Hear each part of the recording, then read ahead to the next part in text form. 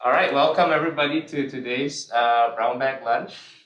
Today we are very excited and pleased to have Niloufar Salehi visiting us from Berkeley. Niloufar is an assistant professor there at the School of Information. She's got affiliations with ECE. She is generally in social computing, participatory critical design, human-centered AI, all within HCI. And her work really focuses on designing alternative social configurations online. She does a mix of building computational social systems. She collaborates with existing communities. She does control experiments, ethnographic fieldwork. I'm sure we'll see lots of these today. And if you want to read more of her work, she publishes in ACM Chi, CSCW, including Best Paper Awards. We're really excited to talk to her today and hear about her latest work on areas of justice and design. So without further ado, let's welcome Niloufar. Thank you so much. I'm really excited to be here. I have a lot of friends and collaborators at Maryland, so I jumped on this opportunity to come sort of visit you virtually. So today I'm going to talk about what theories of justice can teach us about design. As I'm sure a lot of you know, there's been a lot of, in the news, algorithms involved in high-stake decision-making, like child welfare, credit scoring, medicine, law enforcement. And there's been a lot of concerns around issues of discrimination, bias, and harms. And there's a growing interest within computing to try to fix these problems. And I wanted to quickly go through these slides that I really like. They're from Tony Ruth's equity series that remind us of what inequity is and what justice can look like. So briefly, inequality is when you have people who have unequal access to opportunities. Equality is if we evenly distributed tools and assistance. And as you can see, if everyone gets equal tools and assistance, that doesn't mean that they get access to the same kinds of opportunities and resources. Equity can mean if we built custom tools that identify and address inequality. So we identify, we acknowledge inequality, and then we try to give people different kinds of tools so that they have access to the same resources and opportunities. And justice is a much larger process of identifying how the system is not equal and then trying to fix that so that once the system is equal, then everyone has equal access to opportunities and resources. And I just wanted to bring this up at the very beginning to remind ourselves of what equity and justice is and what we're actually working towards. So like I said, there's all this energy that I'm sure you're all aware of moving these complex socio-technical systems towards justice. And there's absolutely no easy way to do that. There's this central question of what even is justice that I'm not going to get too much into the philosophy of. But there are many different theories of justice that we can use as frameworks today. And I'm going to talk about two of those. So I'm going to take two of these theories of justice and talk about how those frameworks can help us with two complex socio-technical systems. So the two systems that I'm going to talk about today, one is how does restorative justice, one framework of justice, teach us about how to approach and address online harm like harassment. And the other is what distributive justice teaches us about approaches to student assignment algorithms. So the first one I'm going to talk about is restorative justice. In this project, we're thinking about issues of online harm like harassment, abuse, non-consensual image sharing. And these are my collaborators, Amy Hassanoff, Anna Gibson, Sijia Xiao, and Shagun Jaber. I'm going to start with a very short story. So in early 2017, there was an investigative journalist who uncovered a Facebook group that was called Marines United, where there were hundreds of veterans and active duty Marines who were circulating nude or invasive photos of military service women without their knowledge. Within these private Facebook groups, there were dozens of Google Drive folders that linked, included dossiers of these women containing their names, their military branches, their photos, screenshots of their social media accounts, and images of sexual acts. Now, this particular case is unfortunately not that uncommon on these kinds of platforms, but it stands out because of the coordinated nature and the scale of the abuse. But it's only an example of the kinds of harms that people are facing on social media platforms. 41% of Americans have personally been subject to abusive behavior online, and this is from 2017. And since then, it's only grown. And also the number of people who say that they've faced severe harassment, like sexual harassment or doxing, has also increased. Following the report that I just said, where an investigative journalist found these groups, Facebook really quickly closed that one Facebook group. But similar ones immediately began cropping up on the platform again. Another one of the reasons why I chose this particular example is that there's a lot of talk around, issues of freedom of speech and what is actually allowed and not allowed on platforms. But non-consensual images are something that almost everyone agrees should not exist. And in theory, almost every social media platform bans them. So basically, the mechanism that they have is if someone sees sexually explicit images, particularly if they're non-consensual, they can report it. But as you're already seeing, there's a lot of issues and limitations to that approach.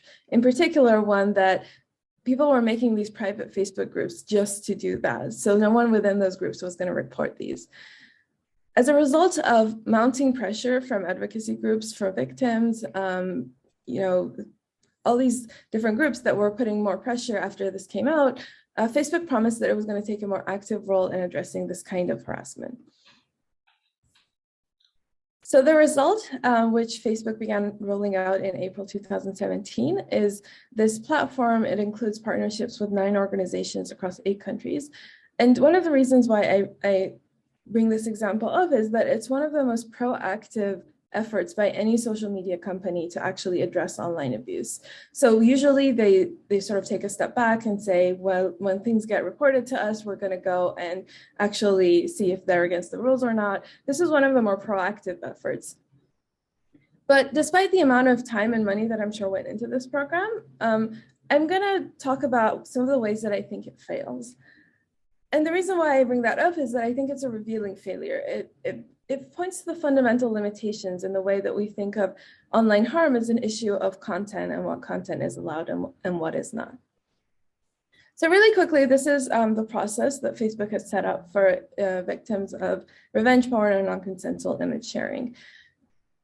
It's an app that requires the user to upload the images to the company, where a specially trained employee reviews the image and then creates a digital footprint of it. So they create a hash of it.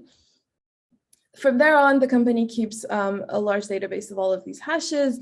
And then if someone tries to upload that exact same image somewhere else on the platform, it compares it with all the hashes. And then if it's the same image, it prevents it from getting uploaded. Now, I'm not saying that this isn't helpful. I'm sure there are some people that are helped by this system, but there are major shortcomings. The first one is that it assumes that the victim has access to the images. It requires that the victim trust Facebook enough with extremely sensitive content. And also image matching software of this type. And I understand why they wanted to keep a hash and not the actual image. I think that was the right thing to do, but it's also easy to fool. So slight alterations to the image, like changing the background, can change the hash. So if someone actually wanted to upload the photos, they could really easily go around this tool. But more importantly, I think the whole approach that the technology takes control away from the victim. One of the things that it does is it assumes that the only thing a victim could possibly want is to have the images removed.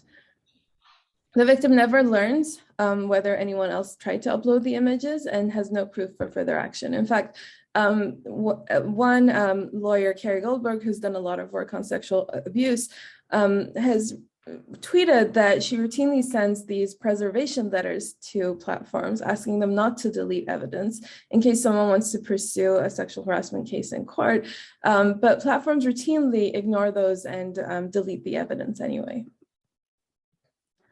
So I started by giving a short intro into the kinds of issues that we're dealing with and the shortcomings of platform approaches. Next, I'm going to talk about more broadly the problem of online harm and how we represent it.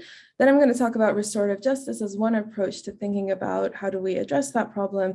And then I'll talk very briefly about what it would actually take to implement some of these approaches. So first, I'm going to talk about how platforms approach harmful content. And I'm going to argue that at the most basic level, Facebook, like all the other platforms, take all of these very different kinds of online harm and represent the problem as problems of content. So the problem is violating photos or violent and threatening posts or Nazi symbolism. And not to say that that is not a problem, but when you frame the problem as, oh, there's a sea of content and some of them are bad or wrong, then the solution becomes content moderation. So how do we find as objectively as possible those wrong contents and remove them from the platform? So what I'm going to argue is that this way of thinking about online harm is extremely limited, and it's unable to address the harm that harassment actually causes. The reason for that is that it assumes that the individual pieces of harmful content are what needs to be moderated and not people in their relationship. So it fails to even consider or serve the needs of the people who are harmed online or change the conditions that make that kind of harm possible. In fact, I would argue that once the problem, this broad and deep and really complicated problem of online harm is narrowed into a problem of content moderation, it's already a lost cause for a lot of the things that victims actually need. And we need to think differently about the problem of online harm. And that's where restorative justice as a framework has been really, really helpful for me over the past 3-4 years that I've been working in this space.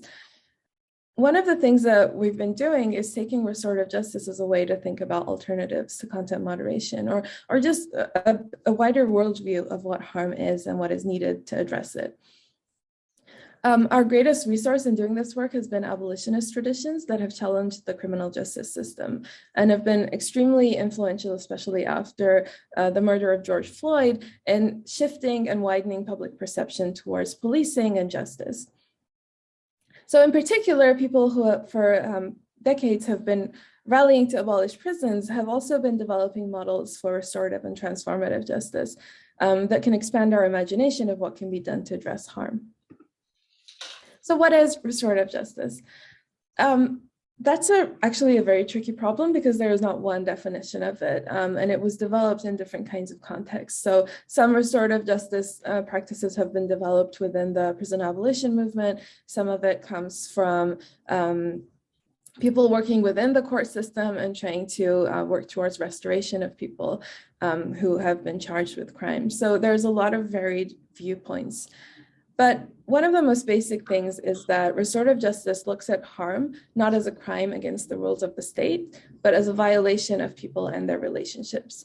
And violations create obligations. So the central obligation of restorative justice is to right the wrong. And you can already see a big difference with the criminal justice system where you say, okay, someone committed a crime, our role is to punish them accordingly to the crime that they committed.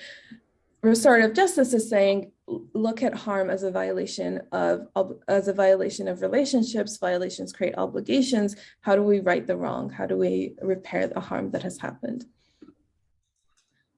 At minimum, restorative justice requires these things that are actually extremely complicated and time-consuming.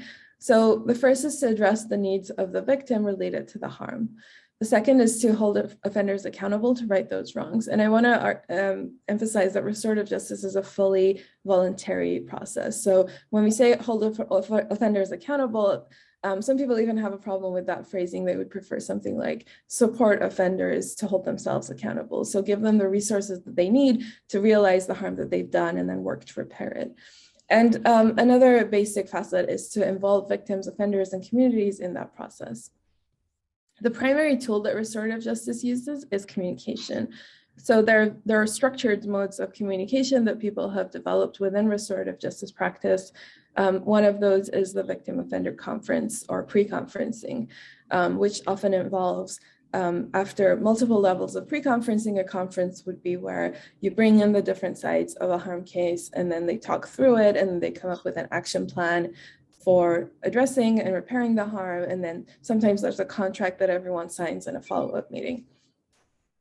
So although this kind of restorative justice practice has been successfully codified and implemented in, different kinds of contexts like churches, workplaces, neighborhoods, there are trainings for it. In Oakland, schools have implemented restorative justice and have found that students feel more respected and connected to their peers, and detention rates have fallen to 0 since they've done this. But a big open question that my group is still working on is, what would that look like for online harm? And there are a lot of differences between an online space and a school or a neighborhood or a church. And so that's one of the things that we've been looking more into. And I'll talk a little bit about that as we're thinking about how would this actually look like online. So some of the work that we've been doing has been speculative participatory design. We've been doing interviews and workshops with restorative and transformative justice practitioners and activists, content moderators who know more about the nature of online harm. And we've been doing practices with these people. One of the things that we've been doing is pulling actual harm cases that have happened that we find online, and then having these different groups of people talk through them to talk about what would an appropriate way to address them be, what might people's needs be, and what resources do they need to meet those needs.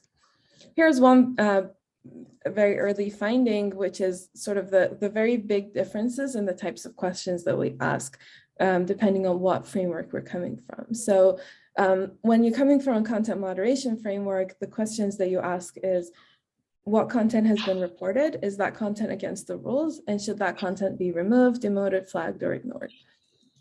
On the other hand, if you're coming from restorative justice practice, the kind of questions that you ask is, who has been hurt? What are their needs? And whose obligation is it to meet those needs? And then coming up with action plans for actually meeting those needs. So I wanted to refer back to the story that I started off with, the revenge porn scenario or non-consensual image sharing. And I wanted to go through these questions again with you to think more about what is actually needed to address this harm. So the first question that we have is, who has been hurt? And the answer is the person whose private, intimate photos were shared without their consent. What are their needs? So restorative justice literature tells us that there are a diverse range of needs that people have after they've been harmed. One of the most basic is often protection from further harm, validation that the harm happened, information about why the harm happened is a question that a lot of people have, but also sometimes they need information to protect themselves. Acknowledgement that the harm happened and was wrong. And many victims, a central need that they have is wanting the harm to not happen again to themselves or anyone else. So for instance, while a lot of the times blocking is an affordance that we talk a lot about when we talk about victims dealing with abusers, in practice, research has shown that many victims seek to actively monitor their abusers rather than block them, so that they're not caught off guard. So if we think about the need for information and protection, that makes a lot of sense. But if we just think about the need for blocking that content from being seen by themselves, then it seems like blocking seems like a great idea. Some people want the harm to be acknowledged by the person who caused it or by the community, the larger community. So now that we've talked about some of those needs, and as you can already tell, these are very complicated and time-consuming, and it's not going to be like an immediate answer that's going to solve everything. But another question that I think is really, really important for us to think about moving forward is, whose obligation is it to meet these different needs? And I think there are two parts of that, who can meet the need and who's responsible for meeting the need. So there, again, restorative justice literature teaches us that there are a range of people who can meet needs. One of those people is the person who committed the harm, if they are willing and supported to do that. It can also be, regardless of whether that person wants to participate or not, it can be the wider community of people who know and care about the harm. And it can also be the platform that provided the space for the harm to occur, and in many cases actually profits from the engagement that the harmful content generates. So this is, I think, where it starts getting trickier than restorative justice, say within a school, which is a very limited community. The range of stakeholders and the different obligations that they have and the different abilities that they have is one of the things that makes this a hard problem. So here's some of the things that our participants talked about when they talked about how would you actually address this harm. One of the first things that they said was that you need to assign a trained caseworker to this case, especially because this is a very extreme case of harm. trained caseworkers would be assigned to the case. Already, Facebook does assign partners to someone who seeks to report revenge porn, but the role of the partner, again, is very limited. What they do is they instruct the person on how to upload those images to Facebook. Instead, our participants talked about the role of the caseworker as someone who would support the victim, provide validation, share information on their options, and help them identify and activate a community of people that care about them and can be involved in supporting them. Another very important thing that people talked about was being trauma aware. So thinking about someone who's gone through a harm as severe as this, even looking at the platform for uploading your images, it comes off as very detached from the reality of being a victim of sexual harm. For instance, very nonchalantly, the platform says, oh, a random Facebook employee will look at your pictures and mark them as actually sexual content or not. And it doesn't think through how that would feel to someone who's been hurt in this way.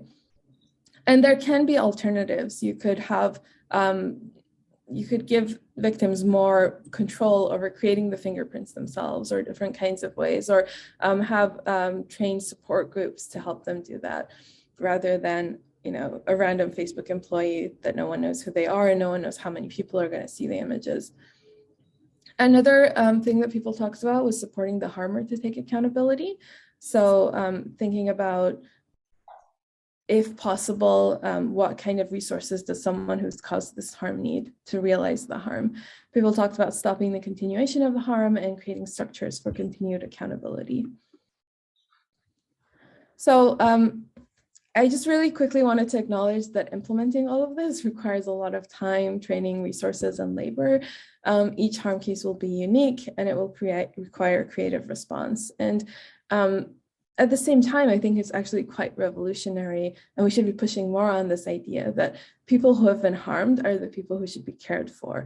And also push more on the idea that platforms will need and have to spend considerably more resources to hire experts in restorative justice, trauma response, community accountability, and anti-racism to actually be meaningfully able to deal with the kinds of harms that are happening on their platforms.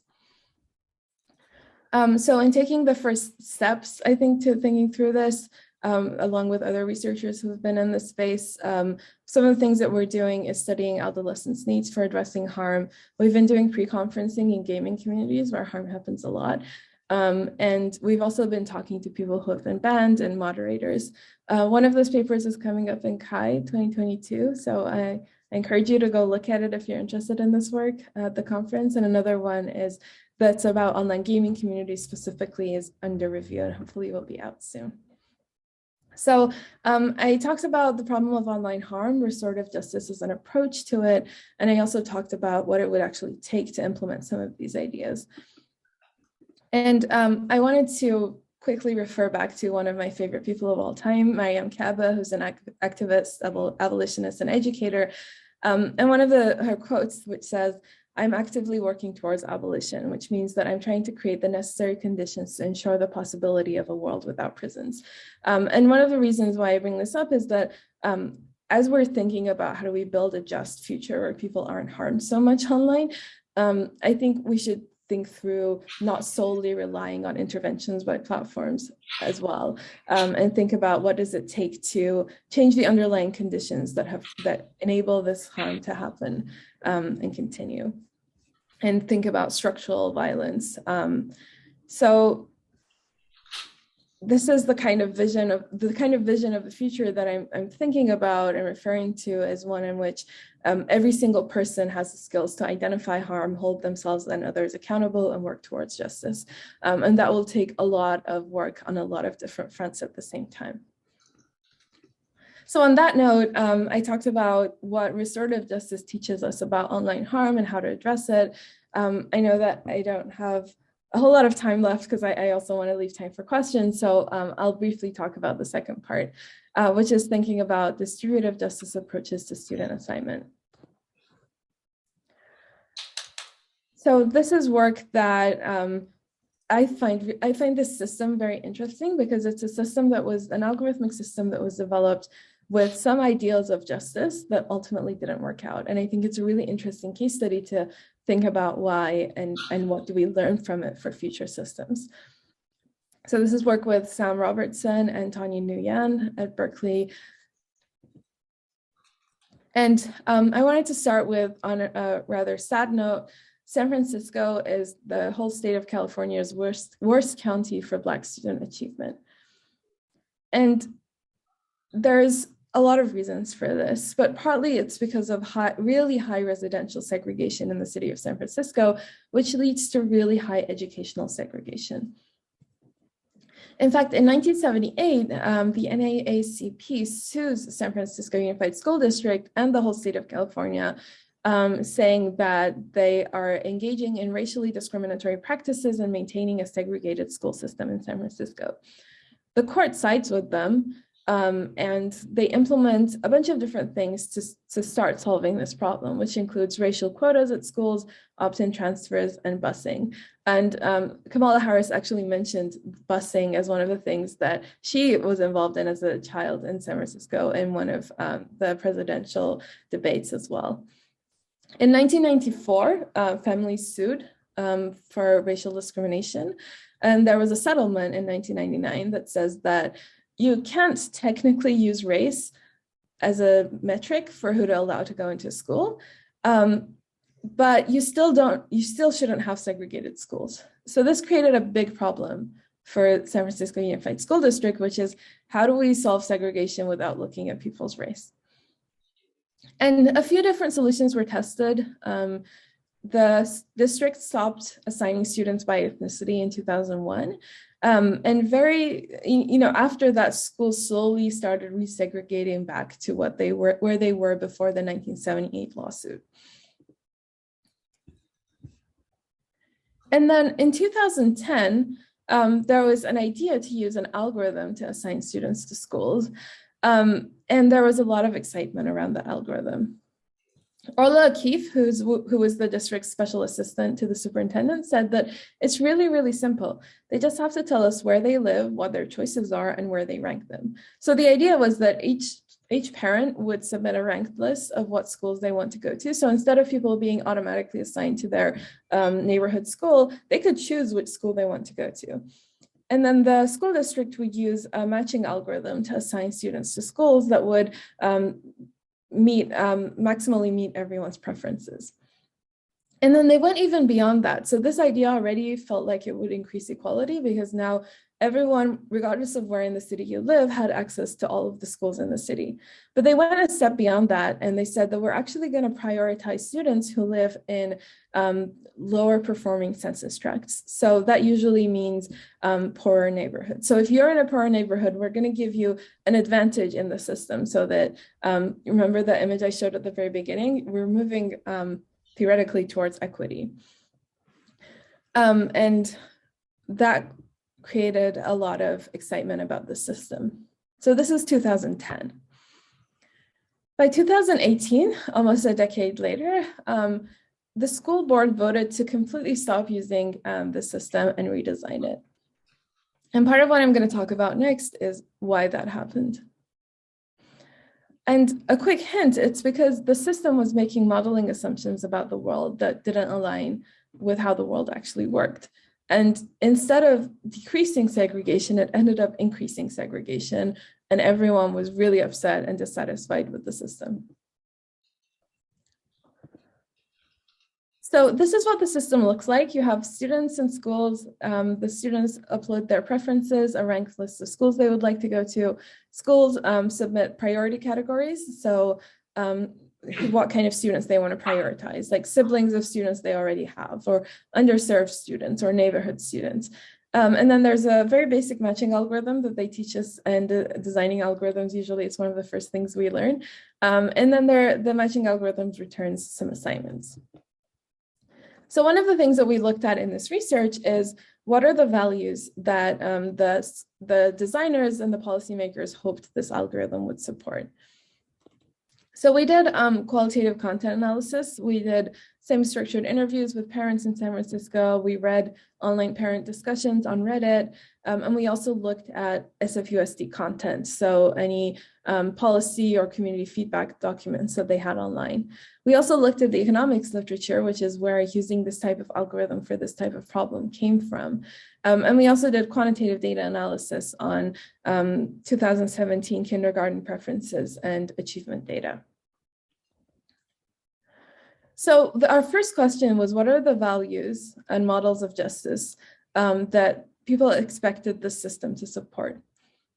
And here's what we found: transparency, predictability, and simplicity, equity and diversity, quality schools, and community and continuity were some of the values that people talked about in these policy documents. And they also talk about distributive justice goals. So the equality of people in rights and liberties, and the equality of opportunities for all. An arrangement of economic inequalities focused on benefit maximization for those who are at least advantaged. So this seems like a really ambitious goal. So they did a complete overhaul of the neighborhood school system, which had been in place for a really long time. And they said anyone can apply to any school in the city, and we're going to give advantage to the lower performing neighborhoods.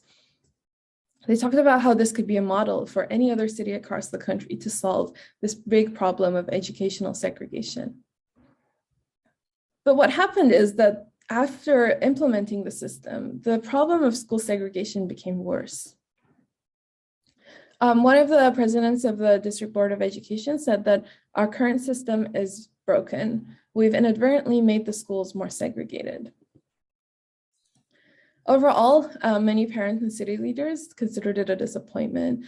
The district schools were more racially segregated in 2015 than they were in 1990, even though the city's neighborhoods had become more integrated over that time. So now you had schools that were even more segregated than the neighborhoods that they were in.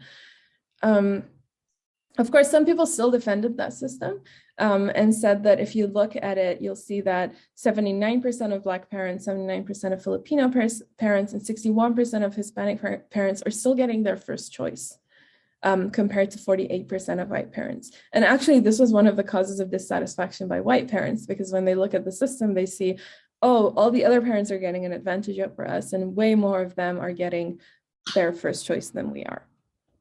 So what went wrong? I wanted to go over the values that I talked about and then talk about how each of them were not achieved. So the first value was transparency, predictability, and simplicity. And theoretically, the reason to believe that this system will achieve that value is that theoretically, the algorithm is strategy proof. So I can prove with math to you that there is no reason for you to lie about your preferences. You won't get an advantage for doing that. And the matching algorithm itself is very clearly defined and explicit procedure. So given the input data, I could run the algorithm again and show you exactly how you ended up with the school that you ended up with. So it seemed great, right? It seems like it'll meet those values. But in practice, what happened was that there was already a lot of distrust in strategic behavior and perceived inequality in the system. So one parent said, I do think that there's a certain group of people who have enough affluence to benefit from the system and get their kids into a better place. So even though the school district kept putting out these statements saying that the system is strategy proof, no one believed it, and everyone still tried to strategize. And then the other problem was that even though the matching algorithm was an explicit procedure that was codified, it was really difficult to explain to people and for them to understand it. So that led to perceived randomness and unpredictability. In fact, most of the people we talked to, the parents, called the matching algorithm a lottery. And they would say something like, I'm not really confident in their actual lottery system. It could be bingo in the background for all I know. So they perceived it as very random and unpredictable. Another value was equity and diversity. So in theory, the system allows equal access to all of the schools to anyone living in the city. All students can participate equally, and it even goes a step further than equality towards equity by prioritizing underserved students. But what we found was that there were so many barriers to accessing schools and barriers to participation. Like you had to do a lot of research to figure out how to create your rank list. And a lot of lower resource parents kept missing the deadline to do that, which makes sense if you have 3 jobs that you're working. There was also transportation barriers. So even if theoretically I have access to the schools across the city, I don't really if I don't have a car. And so that gives an advantage to people who can do that. One person said it's like a full-time job doing all the school tours. And another person talked about, how there are very specific nuances to access to a school, like the fact that they have a kindergartner and no car, and the school that they are assigned to is 3 blocks uphill. So there are all those problems. And another thing that was the problem was that even though there were the priority categories, they had very limited impact in practice, because already there was a lot of segregation in choice patterns when we looked at the data. So it wasn't the case that lower income and higher income parents were competing for the same kinds of schools. There were some really high-end schools in San Francisco that are sometimes called Instagram schools. And those were the ones that the high resource parents were competing for. And most of the lower resource parents didn't even consider those because they didn't have access to transportation. So they were just going to their neighborhood school. So there was very limited impact to giving them an advantage, but it created this perception that they're getting this big advantage. Because as you saw, when you look at the numbers, you say, oh, 80% of Black parents are getting their first choice, whereas only 40% of white parents are getting their first choice. So that created a lot of political tension and exasperated stereotypes without having a huge impact on people's actual access to education. The third value was quality schools. So the idea is that the idea in the economics literature is if you create competition for schools, so they actually have to attract students rather than just get the students in the neighborhood, then that competition is going to lead to higher quality because the schools want to attract students. In practice, what happens is that this competition was mostly driven by social signaling and stereotypes. Also, schools are not companies, so they can't compete if they don't have the resources to do that. And it was really, really difficult to direct resources to under-enrolled schools because schools got resources based on their enrollment. So one of the policy documents that we found said, our current choice system creates unhealthy competition between schools and can have a negative impact on schools' ability to build robust and consistent enrollment. In fact, we found that some of the schools that were losing enrollment faced a really, really challenging task to attract more students while they were losing their resources. So they've kind of fallen into this downward spiral of losing students, losing more resources, losing more students. And that is a problem that right now in Oakland has led to the potential closure of a number of schools in Black neighborhoods, which is really devastating when you think about the fact that you would end up with neighborhoods with no school and children who don't have access to transportation. And that is just very ridiculously horrible. So the final value is community and continuity. One of the things that the school district wanted was that for there to be some community around the schools and for children to continue to go to the same school. So that is achieved by the priority categories that the schools give that can prioritize neighborhood students or siblings of current students. What we found was that there was a lot of capacity mismatch, and oftentimes this conflicted with diversity and equity goals. One person said the lottery is great because people get more choices, but for people who just want their neighborhood schools, it's too stressful. So to sum up, these were the values that we found in how the system was proposed and designed and built. And these were all the reasons why it didn't actually achieve those values in practice. So I'm going to wrap up by talking about how we can move forward. And some of the things that I think will be needed to do to implement distributive justice in student assignment is, I think a most basic one is for people to have relevant and accessible information. But I think another one is to realign algorithmic objectives with community goals in mind. And that requires better understanding community goals and how to meet them, reconsidering how stakeholders express their needs and constraints, making appropriate and reliable avenues for recourse available. And some of the implications for value-sensitive algorithm design are involving stakeholders early and often, broadening our evaluation. So what do we think of as a good algorithm? and interrogating implicit politics within the systems that we actually design these socio-technical systems for, and committing to design justice and accepting refusal as an acceptable form of engaging with an algorithmic system. So some of this work, the work around the modeling assumptions clashing with the real world was published in CHI, if you'd like to go read more about it. And then there's an upcoming CSCW paper about school resource maps, or actually increasing access to information in the ways that it's actually really hard. So I talked about distributive justice approaches to student assignment and restorative justice approaches to online harm. Thank you so much for listening, and I would love to answer any questions that anyone has.